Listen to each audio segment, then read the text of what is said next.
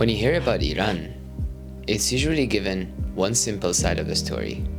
One is dangerous, and the other one is trying to maintain stability. But in reality, especially in the Middle East, it's rarely that simple. Because when you look closer, you start to see something uncomfortable. This isn't really about good versus evil. It's about power. And in the game, no one is completely innocent. Iran is often presented as one of the biggest threats in the world today, a destabilizing force in the region.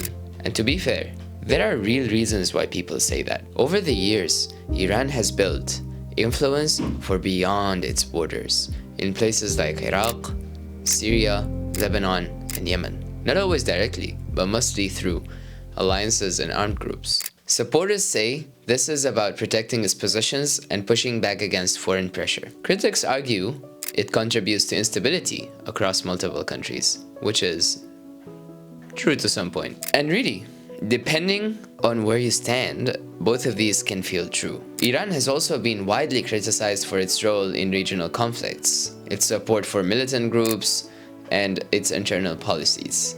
Now, we all have heard of militant groups like the Hashd al-Sha'bi in Iraq, like the Houthis in Yemen, like Hezbollah in Lebanon. But these actions have had real consequences, not only among countries, but also among the civilians and the people who are living in those countries. And that's why many countries today see Iran as the real threat. But Iran is only one side of the story. The United States and its allies have also been deeply involved in the Middle East for decades now, through wars, military presence, sanctions, and strategic interventions. But these actions are usually presented as efforts to bring stability and peace to the region. But they're also tied to clear national interests, influence, alliances, and control over critical regions. And just like Iran's actions, these decisions have also led to instability, conflict, and a terrible human cost.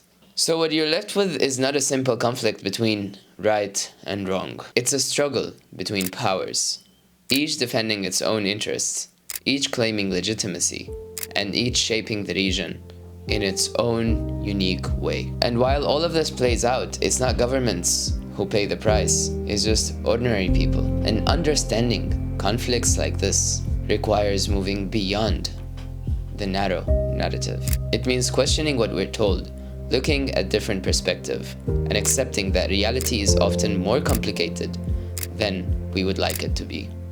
Because if we keep seeing the world as good versus evil, we miss what's actually driving it. And that makes it much harder to understand or even change anything at all.